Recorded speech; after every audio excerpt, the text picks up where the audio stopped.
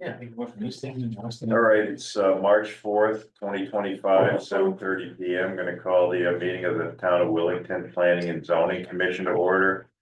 Members present, myself, Bob Javits, Andy Marco, Doug Roberts, Becca Sinofsky, Bill Bennell, and seat Mike Johansson for Joseph Hall tonight. All right, let's see, no applications for receipt tonight, no public hearings, brings us to item E, new business. EZ-25-1, special permit renewal 1 year for section 15 excavation, sand and gravel at 180 Tellin Turnpike. Owner Holt Mountain LLC, applicant John Patton. All right. Yeah, I assume you guys are all familiar with that where we've been kind of doing this for a few years. We're still working in the same quadrant, which is in the southern part, south central part of the property.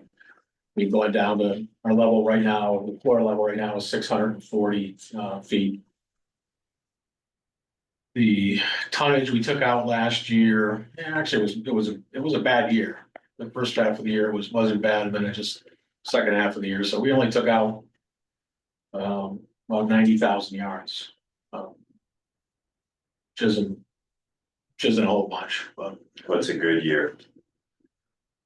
a good year is probably about 100. For us, it's probably about 130,000 yards, 140,000 yards. You know, and we're still, even at that, we're still we don't try to set the world on fire. You know, most guys would like to do, if they could do 250, 300,000 yards, that's what they shoot for, if not more, but just not what we do. We kind of service the local area. We've got some resellers that come in. And for this year, actually, what happened was, Yukon, we do a lot of work with the University of Connecticut projects over there. Because most of it, as you can imagine, for our business, most of it is location dependent. Just because of the cost of trucking, I could give material away, but the cost of trucking to bring it an hour away, an hour and a half away, it doesn't make it practical. So if there's projects that are around the area, we do well. If there's not projects, not so well. That's the we do it. So if you look at the reports last year, if you remember, we had some issues with phosphorus and zinc. They weren't quite sure why they were there, you know, why we were exceeding the limits, but this year's we had 2 tests for phosphorus and with nothing. But we're still the four test average is still above the limits. So we got to continue to monitor it and see where we're heading with that. And the same with the zinc. Zinc is not enough. There is still we still have some zinc coming in the waters, which exceeds the general permit limit, but it's going down. So it's trending in the right direction. And we're not sure where it's coming from. It's we kind of looked at it. It's not like it's in the rock. It's I'm kind of the opinion, and this is just my opinion, it's actually coming from, that was a relatively new area for us. And what I can tell from the phosphorus, one of the places where phosphorus and zinc can come from is actually like leaf decomposition organics. So because we treat that area, and there's still a lot of organics down in that neck of the woods. It could be coming from there. But you know, we're just gonna keep the recommendation from the engineers, let's just keep monitoring and see what's going on with it. But it's, as long as it's trending in the right direction. If it starts spiking again, then we're gonna have to figure out something. But other than that, I don't think we really had many complaints. We trying to keep up on sweeping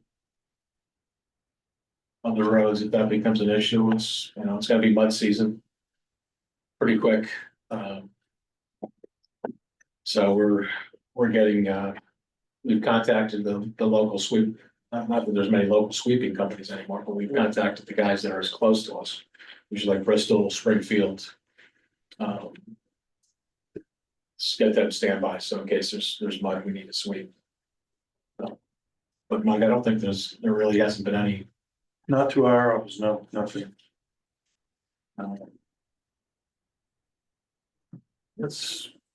That's kind of where the quarry is right now. Happy to answer any questions, or we're planning on doing the same thing this year that we did last year and we did the year before. Yeah, You're looking at the same amount of blasting as last year too, Jim? I'm hoping more. Yep. Last year, like I said, last year wasn't too good, so if I can do more. That's the, but it's, blasting is always dependent upon business. Yeah. You know, so we don't, if we can, the only thing we try to do is, sometimes it's not so much the frequency, it's, you know, we try to keep it the size of it down to a dull roar.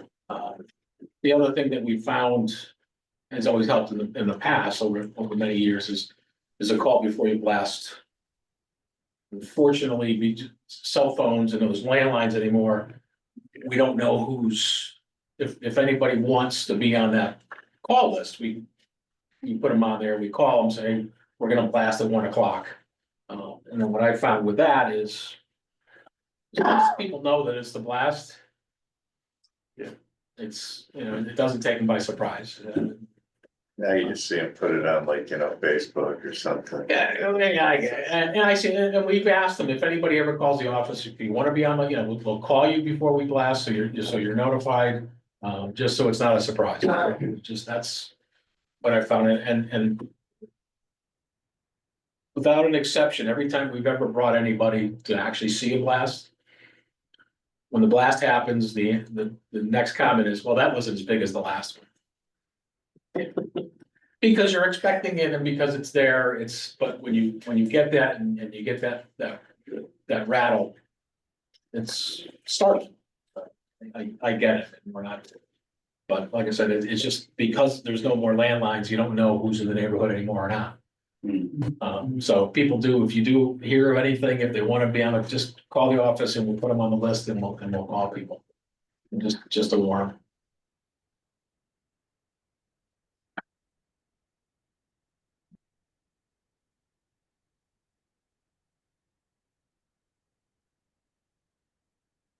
Well, if you look at like, I think it's page 4 or 5, you'll see they're like a little aerial. And they've added sort of this drainage stuff and it's showing stormwater collection area. It's a little bit large.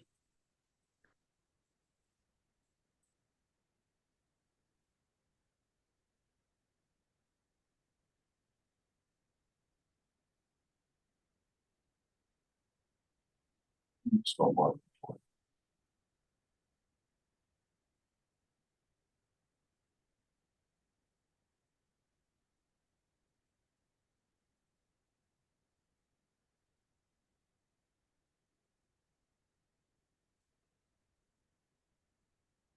Yeah, so if you look at location, if you're looking at the pictures, there's one that says looking southeast at sample location number 6 in the stormwater detention pond. That's where we're operating right now. And that detention basin was just recently built last couple of years to. You want to pass these around, these are going up a little.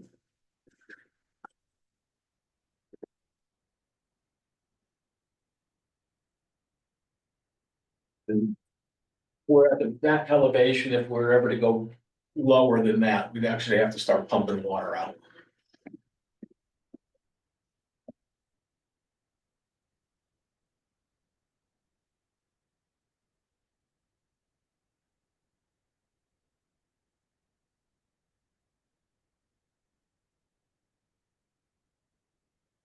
That runoff, John.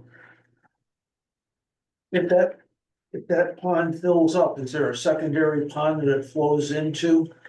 There's the existing one that goes down farther from there. Yeah. So there's no secondary containment on that. Okay. That's, that was actually something that we put in there just to, as an abundance of caution.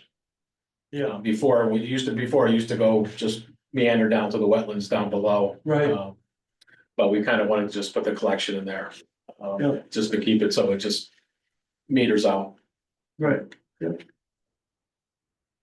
That, apparently it made our engineers happy, so that Yeah. made me happy. Because usually they're miserable.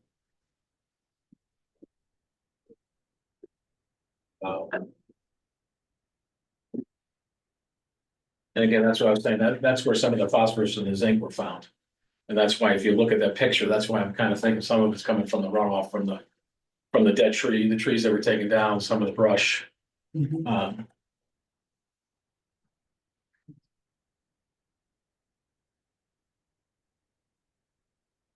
But it's still a wetland before it goes off site, right? Yes,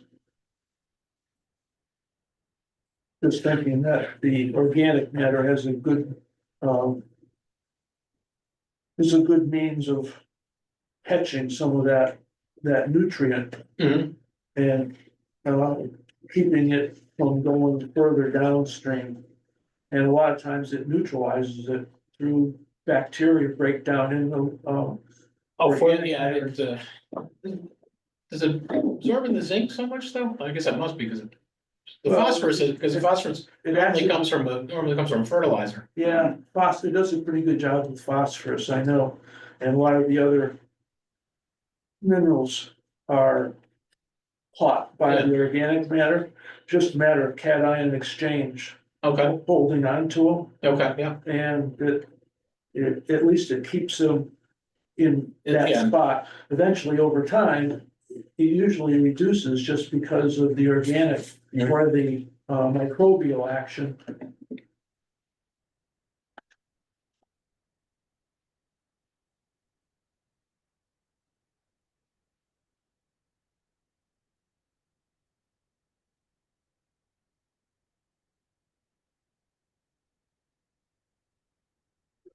It's on, PC 25-1. Okay, we'll move on to PC 25-2. That's the special permit renewal 1 year, section 15, excavation, sand and gravel, 171 Howard Turnpike. And 99 LLC applicant, yeah, Pat. yeah, that's where we used to be, we take our sand and gravel out. It was behind the, you go to our office, behind the office itself is 171 Tarleton. And this is in the back, and that's where he the old man started in the early 50s. Taking gravel out of there. And we're slowly reclaiming that. This last year, we brought in about 60,000 tons of material, which roughly about 35,000 yards of material to go back in.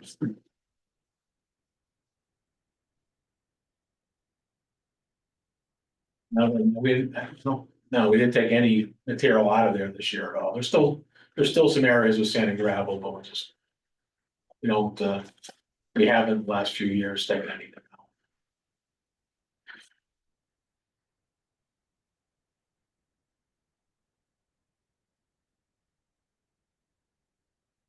Again, I think everything that comes into there is tested. We sample tested, so it's by job. So if there's a particular job, somebody wants to bring soils in, we'll have it tested. We test one sample for every 250 yards that's proposed. We have it done by environmental professionals. Once that gets approved, whether it's clean, it doesn't matter whether it's clean or whether it's regulated. It's all manifested. Manifests are signed by environmental professionals, signing stuff that we tested. It's the stuff that's on this truck. And you learn over the years, we go so far as saying, when did the truck get loaded? What time did it leave? Was the truck half empty? Was it full? As you learn over the years, not everybody's Sometimes I like to play fast and loose. And it doesn't behoove us to have them play fast and loose, so the best, for us, the best thing is to have everything tested, manifested, having third-party environmental professionals. And the reason, it's like why you put a lock on your house. It's, you know, a determined thief is gonna get into your house. But if the neighbor next door doesn't have a lock on their house, they're gonna go to that house. And that's sort of what we've taken is, we'll make it so that we'll make it so that we're looking, make it difficult to cheat, to bring anything that you're not supposed to bring in. And that way, if you do want to do that, you're gonna go somewhere else, but you're not going to our place. That also had, we've got the monitoring wells over there. They took some samples. One of the wells, when they first took it, was very, normally is just a little bit, below 7 pH. This was almost, I think, 3. So they went, which didn't make any sense. So they kind of determined that it could have been just a sampling error. So they went back out and took another sample off of there, and it came out to where it normally is, which is about 5.5 cents. Other than that, I don't think we didn't find anything in the monitoring wells as far as any sort of contaminants that were any concern. So we just keep doing that. So we try to be as absolutely responsible with stuff coming in. Are sand reserves diminishing overall, or are they? I've heard that, but you look at Miller Brothers out there and it's not that whole mountain is gone. Yeah, I mean, they're done. I mean, there's still a lot left, and if you start going to the eastern part of the state, there's still a lot left. The Plainfield area, Thompson, that area, there's still a lot of sand, but yeah, it is diminishing. Yeah. Around here, you don't really have much as far as sand deposits go. Going into manufactured sand. I'm seeing over in Europe and actually even down in New York now, they're reclaiming sand. So you'll put in some soil, as you'll put in concrete, you crush it down and then you can reclaim the sand out of it. Huh. And it's fascinating. It is. It's fascinating how that works. And so that's a whole, that's basically a whole different industry, but there's a giant sucking sound down in New York City, Long Island for sand. Long Island, you think that it's all it's got is sand, but there's a couple of big players down there that still are able to come out, but they bring in barge after barge after barge. Actually, a lot of it comes out of either upstate New York or Nova Scotia, and New Jersey. Wow. They barge it into over there. Yeah, sand is actually a fairly precious commodity in Long Island, New York City, which you never really think of. Well, there's a lot of different types of sand for a lot of different functions. Well, yeah, but they don't like to dig it anymore. Yeah, right. So not that there may still be a lot of sand there, They don't want but from a permit point of view, you're never gonna get the permit to dig it. They'd rather report it from somewhere else. As well, and their groundwater is really dependent on making sure there's some sort of filter. Right. When it comes down there, so it makes some sense for them. But that's, anyway, so that's what we're doing with the reuse, but we just don't have a particular market for the sand, so we don't dig it out. But it's still there. We might, every once in a while, you might get a call for it, but we just don't have the equipment over there right now to dig up them, so we don't do it.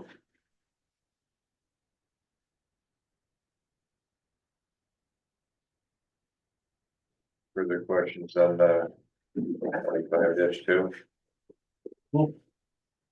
Okay, we'll move on to PZ 25-3. This one is for gravel at 9 George Drive. Owner Willington 99 LLC, applicant John Patton. That's we actually don't dig down there. That's actually just a processing plant. We bring material down into it. That's what we call our wet plant. Down there, if you look at some older drawings, we have a crushing plant. And then we have three ponds that we use for the wash. And so the first pond kind of helps the sand settle. So trying to get basically silt out of there. So the first pond lets it settle. If anything does it, it goes into the second pond. And then the third pond should be clear enough, and then we pump it back up and we use that. And when you're running that thing for us, it's about 800 gallons a minute. So it's quite a bit of water on there. We do use some makeup water from the river. Every once in a while, we'll pull in. Because about 7% of your water will actually go out. You'll lose it somewhere. And so there, if we were ever gonna do some sort of manufacturing sand or recycling sand, that's what we would probably do it. And that's coming. I see it coming. We're gonna be making, or basically I'm gonna say reclaiming sand. And even stone for that matter. It really only makes, it makes sense. Do something like that, that's a good size investment in equipment. Make that happen.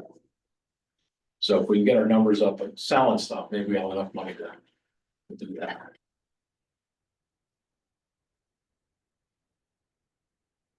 Other than that, not much has changed. There's zinc and phosphorus over there at exceedances as well. PZ 25-3. No, that's, we didn't, I don't think we did It's anything. in that package. Peggy may have put it in there, was it? It's mixed up. This one is, I think the only, the stormwater plan monitoring reports are only for the The ones that quarry, ain't one. and then the soil management for All the right, 180. We could test down there, we just haven't recently. okay, well, it's not necessary, it's just that just caught my eye, if it's in there, Yeah, no, it's, in the right spot. Yeah, Walter, if you go to like the full page, Yeah. it's got the picture. But I see each staple one, it's like numbered, 3. Yeah, I think it's out, yeah. I think it must be out of order, because the stormwater plans are just for the first two big places. no, yeah. Yeah, that's real, well, one of them is the stormwater management planning required from DEP, so that's because of the activity.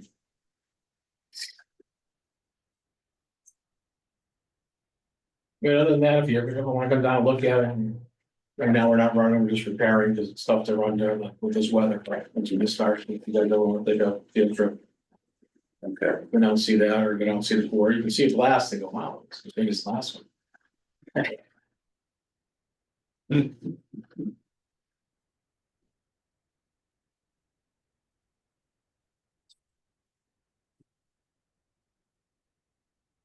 all right, we'll go on to PZ 25-4. That's sand and gravel at 328 Ruby Road. Under Ruby Associates, general partner applicant John Patton. We haven't done anything with that for years. We like to maintain the permit, but there is material there. We just haven't gone there in mind. It's just sort of sitting there for someday. Unless somebody wants to buy it and put a good warehouse out there, then I think we won't take it.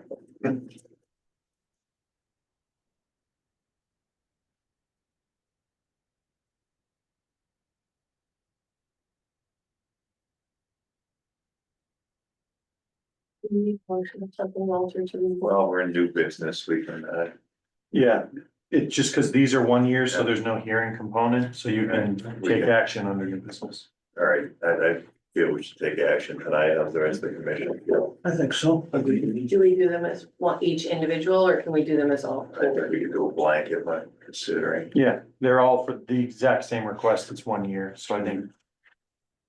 So you did it last year too. We did it the year before. So something that I'm just throwing this out there to see if this motion makes sense, the renew Well, 1 year permits for PZ 25-1, 25-2, 25-3, and 25-4.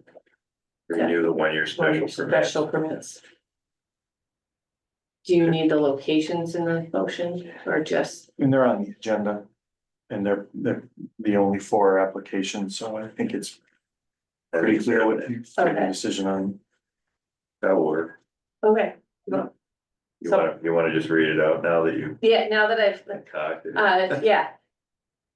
I move to renew the special permits for 1 year for sand and gravel excavation for PZ 25-1, 25-2, 25-3, and 25-4. I'll second that. Any discussion?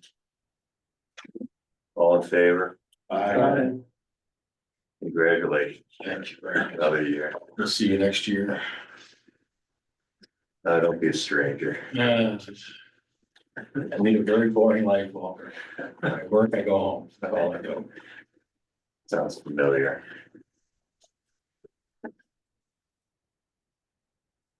All right, no unfinished business tonight. Brings us to G, approval of minutes of January 7th, 2025. Are they in the packet? It should be. Maybe that's, they were online, that's what I saw. They were in my, they were in the, original.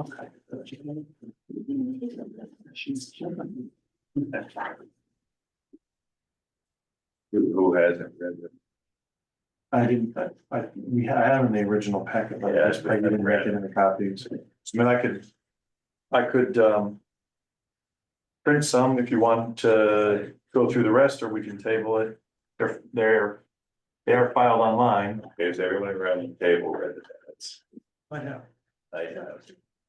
I glanced through. I looked at it and Yeah. We can move to the next meeting. Or if you haven't read them, you abstain, and you go with the majority. And so as long as there's people that vote in favor and abstention, I'm gonna make a motion to approve the minutes of January 7th, 2025. I'll second. All in favor? Aye. abstention, Abstention. I read them, but didn't. three in favor, 3 abstention. No, 4 in favor. That was one of. Oh, okay, All right, so it's approved either way. item H, correspondence, any correspondence? Nothing new for correspondence, no. Okay, item I, public participation for items not listed on the agenda. I've got the empty chairs in front of me and online. Okay.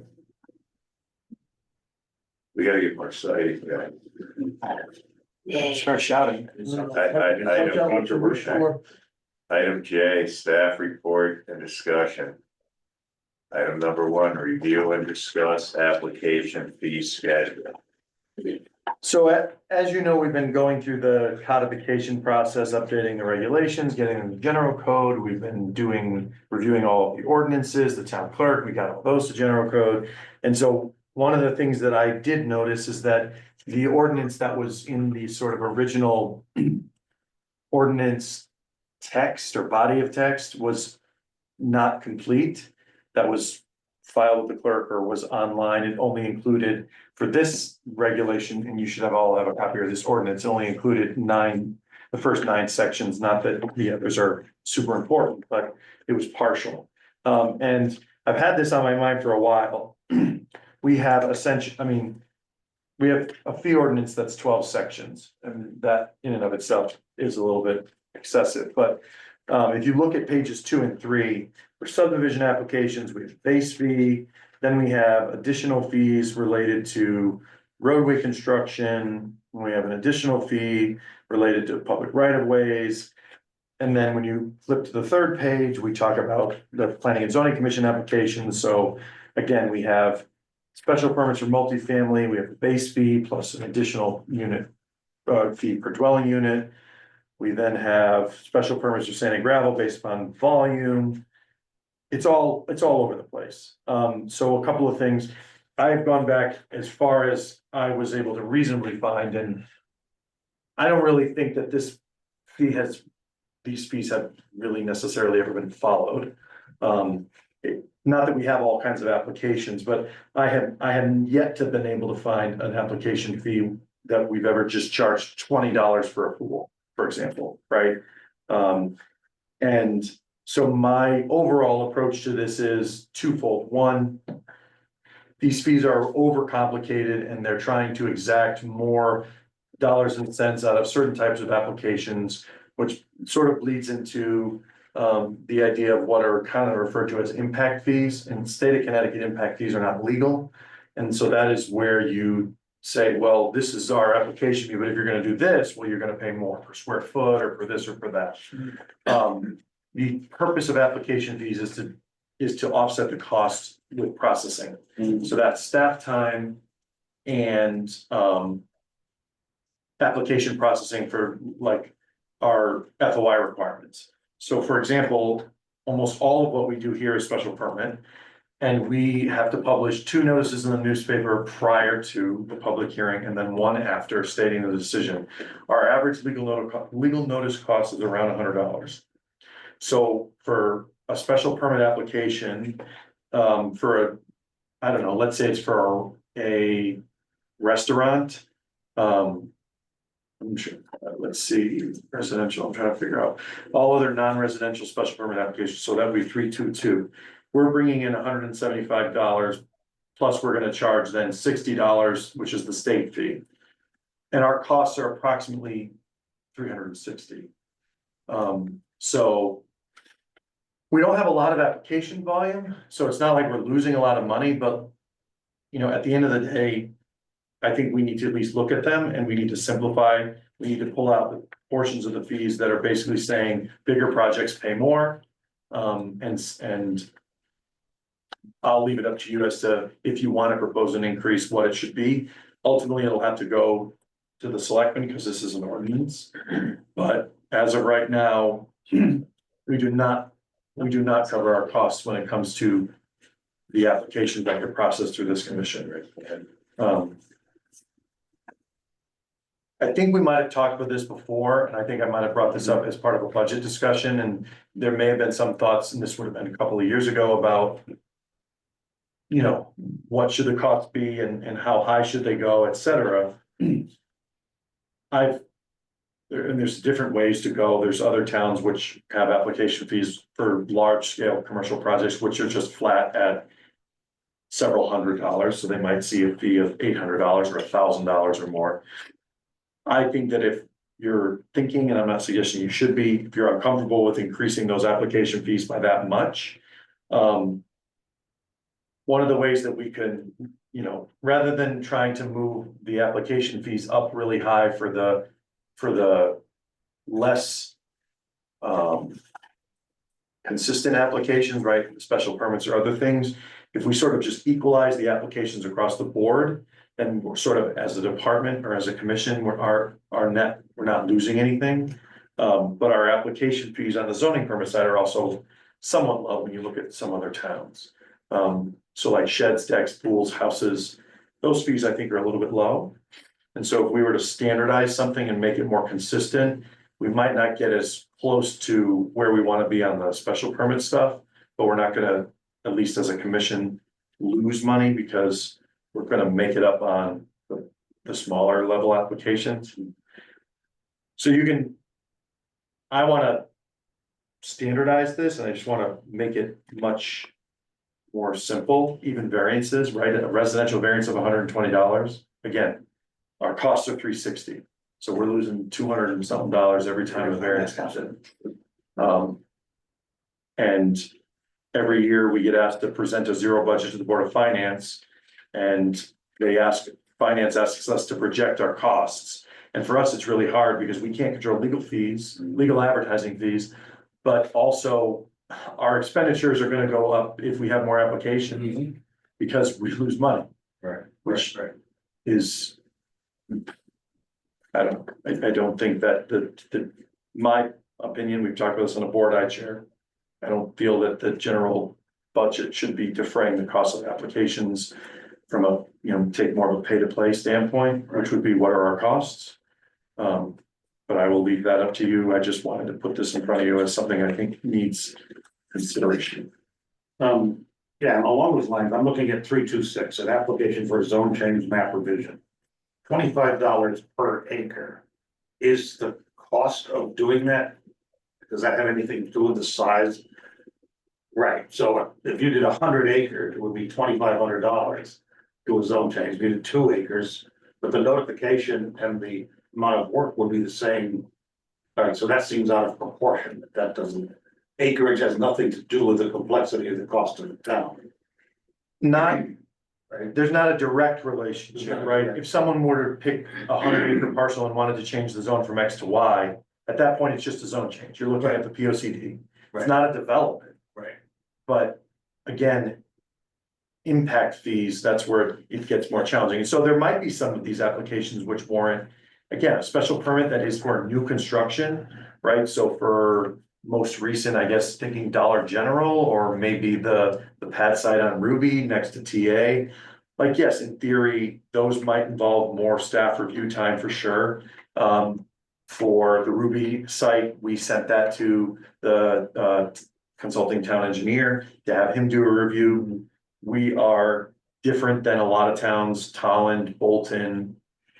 Mansfield does it, but not for engineering because they have one in-house, but for others, where if they send it out to a consultant type engineer, for example, they charge the applicant that cost. We don't do that here. We have that line item in-house. And I frankly think that's a better way to go, because I think when you have a third party that knows that it's being paid for by the applicant, their costs are significantly higher. So like, for example, it costs us a couple $100 to send a site plan review to Joe Dillon, who's our engineer. The average cost of sending a commercial site plan to be reviewed in Tolland to the town engineer that was there is probably a couple thousand. So I think that the net cost of development is less because we do that in-house, but yeah, we're still not even covering just on the fee portion. That doesn't sound right. Based on the number of applications last year, Mike, you know what your shortfall was? I don't know, because we give projections at the beginning of the year, and so we just try to hold them consistently. Yeah. So like, last year, we came back down probably to what it was 2 years ago, because in 22, I guess it would have been, we had Loves. That was a huge, like, building permit application fee. It was, I don't know if it was 6 figures, but it was what, well beyond everything else that we do combined. It was 60,000 or 160,000 or something. So it's just, it's the luck of the draw. So it's, but like, for example, for these, and part of it I think is reasonable, but for the sand and gravel operation that we have here that you just approved, we have no public hearing, so there's no legal notice ahead of the meeting. So our application fee is 50 to 100,000. 110. So we charge 50 for the special permit renewal and then 60 for the state. And that came from, it may have come from what they were originally paying. For 329, you said something different, or am I misinterpreting that? This would be, I think, new. Well, 329 is new? 329 would be for new. This is just a renewal. I see. Can't remember where we. So I think it had been charged consistently at similar to 328, which again, it's not a home occupation. But that was when I started here, we honored the fees that had been charged previously. And I didn't actually have a copy of this ordinance at the time, but so we'll run a notice of decision for these. And that notice will be in, probably $150 to $180 because we have 4 of them. We are giving 60 to the state, so we're gonna retain 50. So our net revenue for these applications will be 200. And we may end up with 50 in total revenue. Maybe, depending on how we run it. But again, with the current, if they require us to do a full statewide run, because they only run certain zones on certain days. So like we run the zone that is for this area to save money. But if we have to notice it based upon statute on certain days ahead of the meeting, the upfront stuff, they will require us to do a full state run, which could increase our cost by 30 or 40% depending. So it fluctuates, but $100 each is good. I just using 3.22, 3.2.2. All other non-residential special permit application is 175. You said the notices alone are Around 300. around 300. And then we send 60 to the state. Required. So we itemize, I don't know if it actually says that here. I haven't gone through and say, we itemize it. Since we went live with with OpenGov, I itemized the state fees separately. So we don't, so all of these fees are outside of the state fee because we bring it in and we don't even track it as revenue because it goes right back out the door.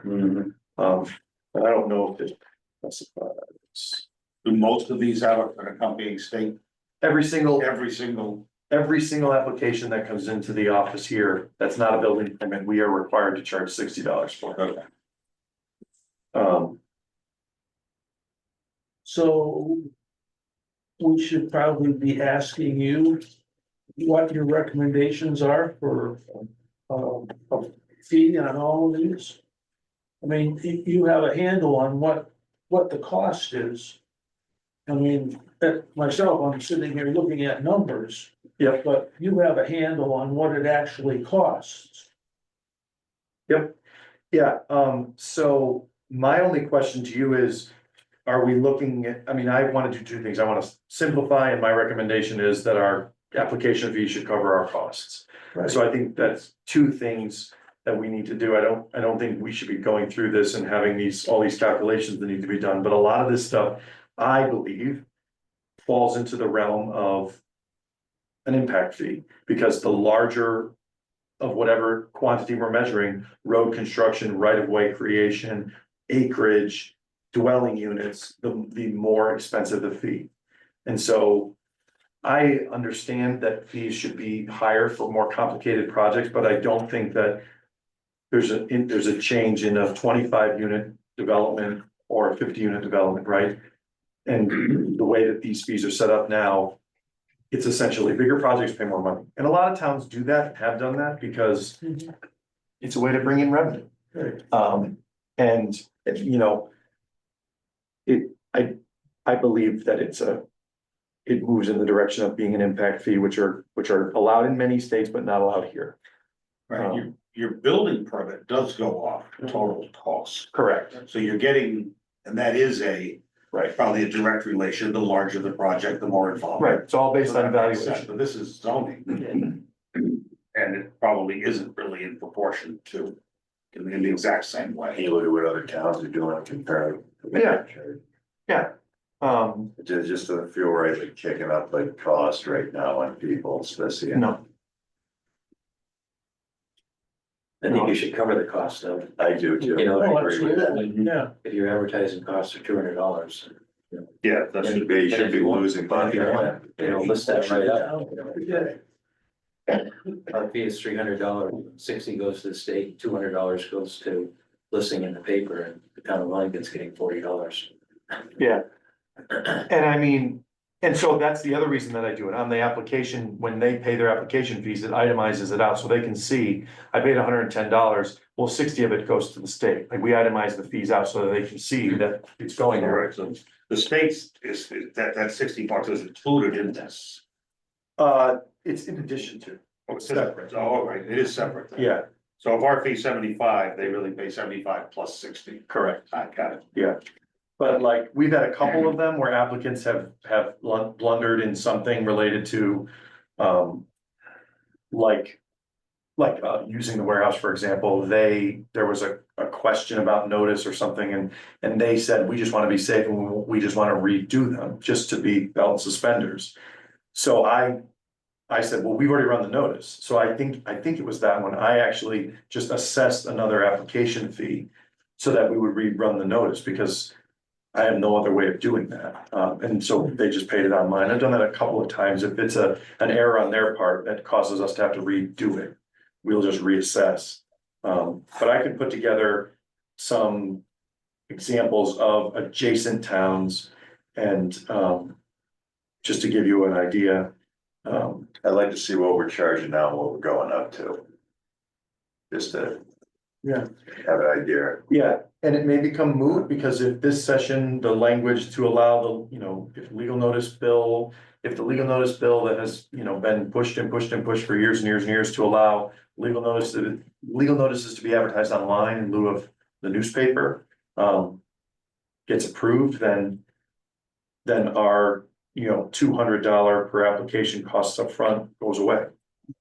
Nobody's gonna know what a newspaper is 10 years from now. Yeah. So that's something they've tried, consistently. So we'll see, what happens there, but I'll put some stuff together. I just wanted to kind of run this through you guys.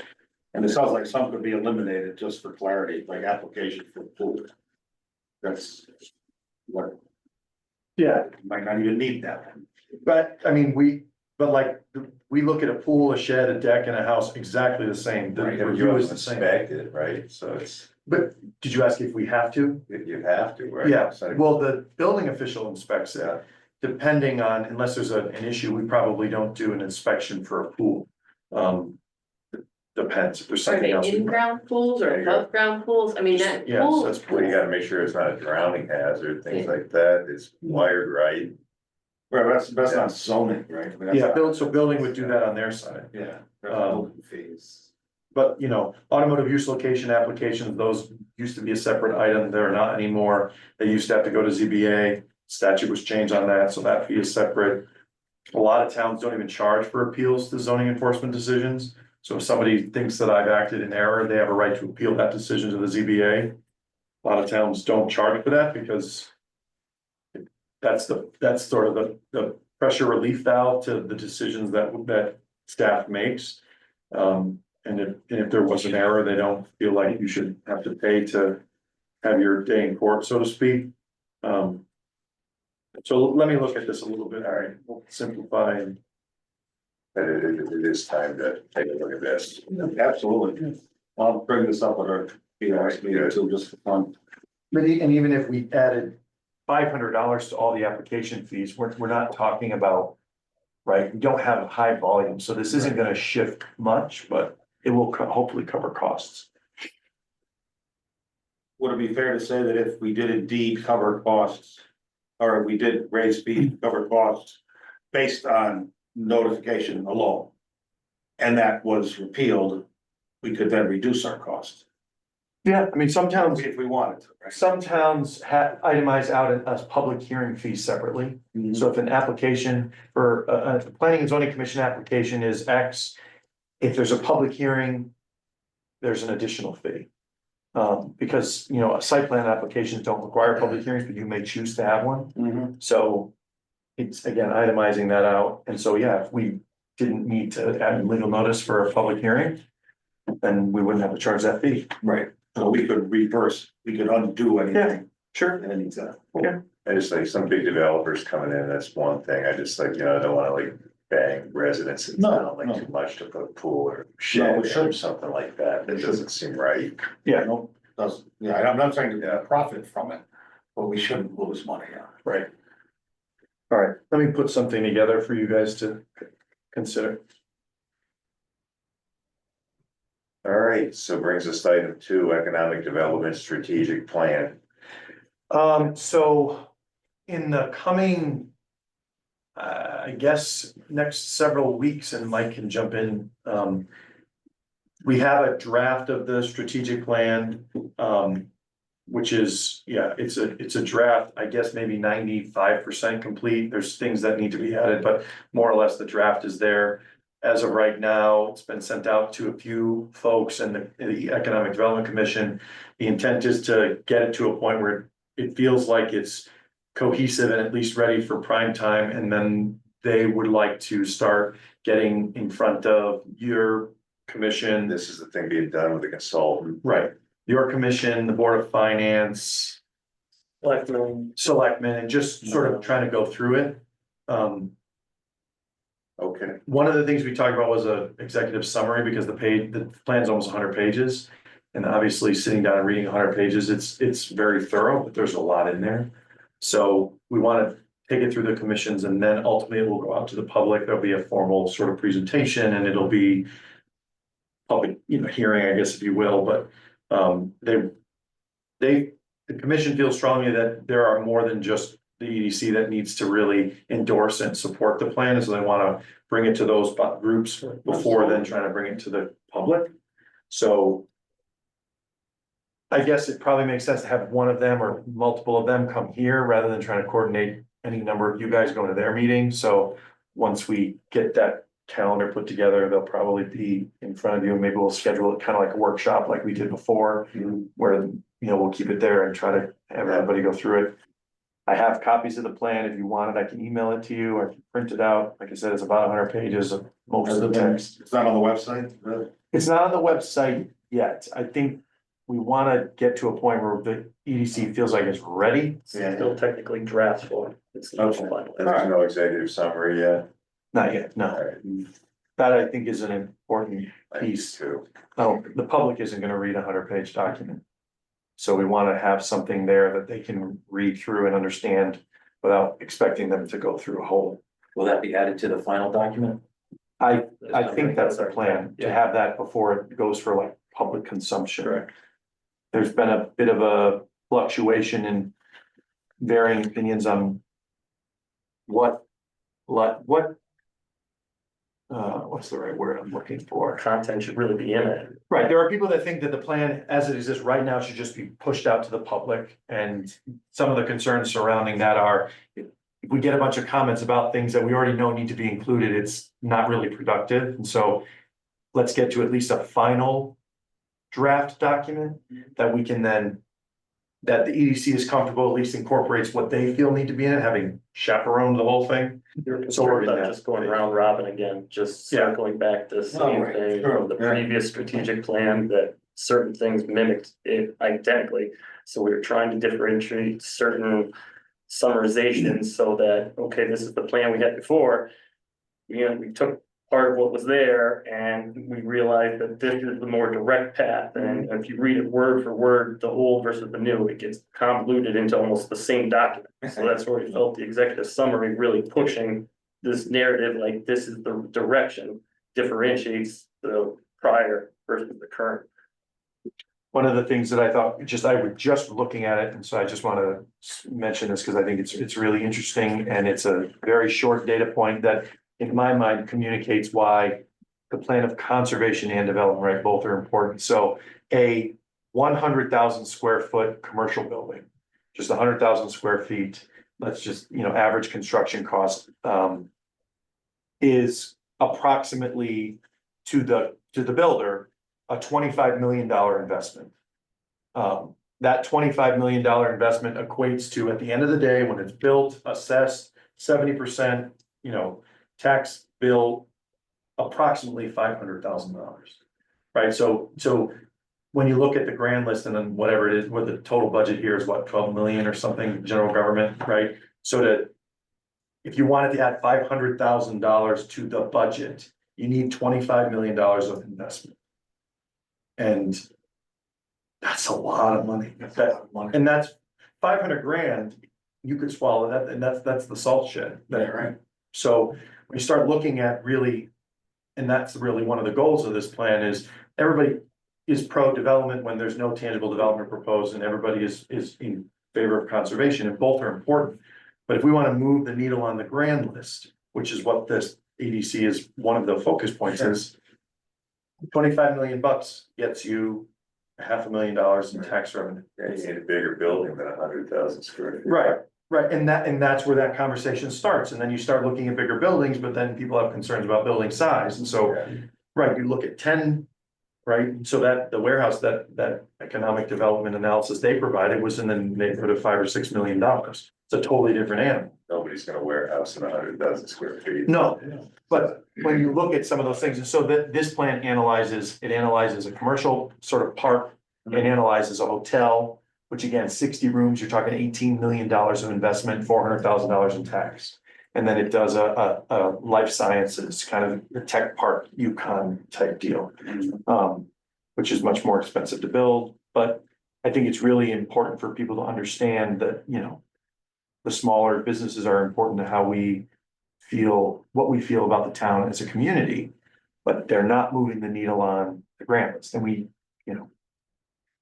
Trying to answer both of those questions through this plan, so I thought that was We a, talk about things like water, think, yeah, some of the constraints of Sure.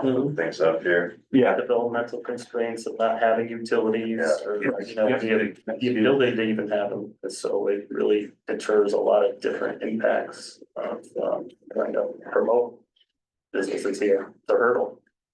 Well, I think one of the good points that's made in the draft is that it makes it very clear that in order to come to fruition with a plan like that, it takes the whole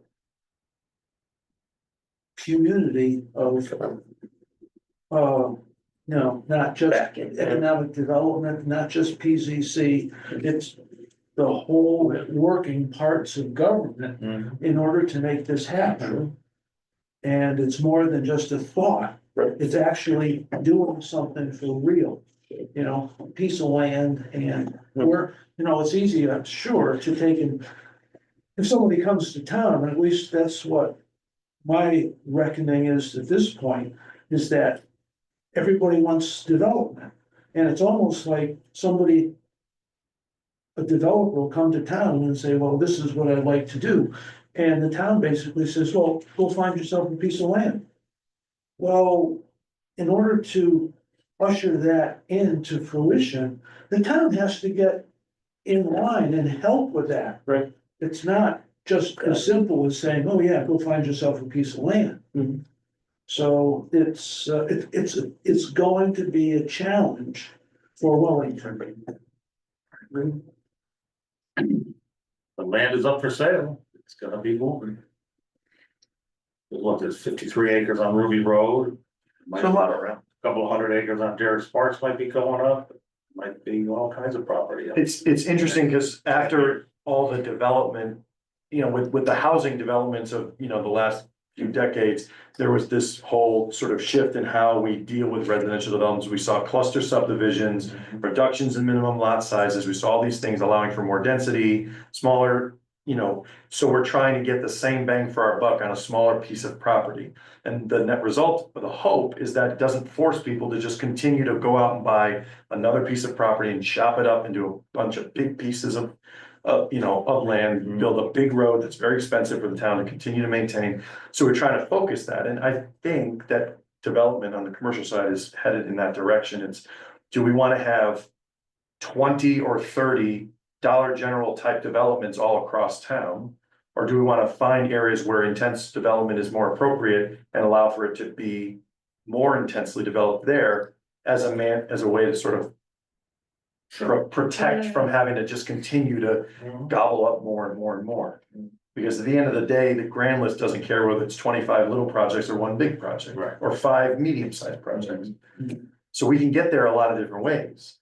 And so my hope is that this will help us figure out what the town is willing to stomach. Is it one big one, 25 little ones, 5 medium-sized? Yeah, I don't know. I'm always surprised that when these developments come in and the landowner isn't ever really considered. That it's always that I don't want this in my backyard, but somebody's been sitting on a piece of commercial property. It's been commercial for a long time. Then a commercial industry or business comes in and people are freaked out about it, but it's like, why? It's always been commercial. They pay taxes as commercial. Now they're trying to get their money back. That's, you can't disregard the rights of a person to sell their property. I heard you guys earned your money at the last EDC. Thank you for doing that. It's not easy. Why'd you have the public?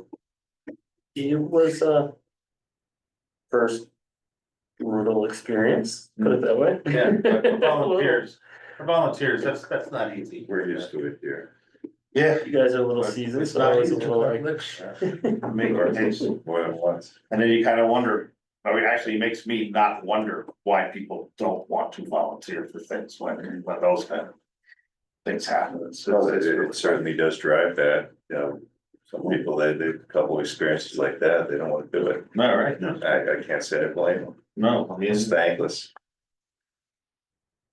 So this will be coming before you, if anybody wants a copy of where the draft stands as of now, sort of the in progress draft. I'm happy to send it, or we can make copies and you can pick it up, whatever. Email's fine, save trade. yeah, Yeah, Yeah. I can't say print that off. Well, some people really like to read it and touch it and mark it and whatever else, but, Yeah. we, you're interested in reading it. I wouldn't mind a copy, actually, I should be reading. And it, like I said, it'll be coming back around to you, Yeah, When it I gets would look forward to refined. those. hopefully with an executive summary and a much more concise delineated sort of path. But All right, so we're on item number 3, 2025 Connecticut Bar Association Land Use Seminar, their training. it's just I plugged it the last meeting. It's that online, the training that the bar provides. It How used to many be of at us are Wesleyan. required to do it this time? The statute for training now is by term.